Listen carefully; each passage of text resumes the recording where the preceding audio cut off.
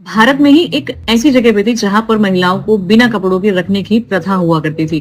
लेकिन ये प्रथा सभी महिलाओं के लिए नहीं थी, बल्कि ये तो कुछ खास महिलाओं के लिए थी। 19वीं सदी में त्रावणकोर नाम का एक किंगडम हुआ करता था। वैसे ये वही जगह है जिसे आज हम केरला के तौर पर जानते हैं, और यहाँ पर जाति व्यवस्था बहुत ही सख्त और कठोर हुआ करती थी।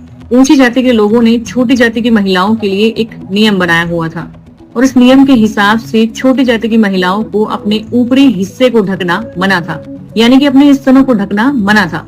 और अगर फिर भी वो ऐसा करती हैं तो इसके लिए उन्हें कर यानी कि टैक्स देना होगा, और अगर वो टैक्स भी नहीं देती हैं तो फिर इसके लिए उन्हें पनिशमेंट दी जाती थी। और ये जो समुदाय था जिसके लिए ये नियम बनाए गए, उस समुदाय को चिन्नार समुदाय कहा जाता था। ऐसा कहा जाता है कि इन नियमों को इसलिए भी बनाया गया था ताकि आसानी से पहचाना जा सके कि कौन छोटी जाति से बिलोंग करता है और कौन ऊंची जाति से। कुछ महिलाएं इन नियमों का विरोध करती थी, मगर उन्हें दबा दिया जाता था। लेकिन फिर समय बदला, और ये वही समय था जब इस राज्य में ईसाई धर्म भी बढ़ने लगा था। और ईसाई धर्म अपने प्रचार में ये बात साफ कहता था कि ये गलत है। ईश्वर ने सभी इंसानों को समान अधिकार दिए हैं, तो कोई दूसरा व्यक्ति किसी दूसरे समुदाय के लिए इस तरह के नियम कैसे बना सकता है?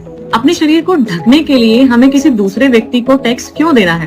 कुछ लोग जो पहले से ही इस प्रथा का विरोध कर रहे थे, उन्हें ईसाई धर्म का सपोर्ट मिला, और फिर धीरे धीरे यही विरोध प्रदर्शन में बदल गया। और फिर 1859 में त्रावणकोर सरकार ने एक शाही घोषणा जारी की, जिसमें नादर महिलाओं को अपने ऊपर के हिस्से को ढकने की अनुमति दे दी। इस तरह से महिलाओं ने अपने सबसे बेसिक अधिकार की लड़ाई लड़ी और उसे जीता भी। इतिहास में आज भी इसे चिन्नार विद्रोह के नाम से जाना जाता है।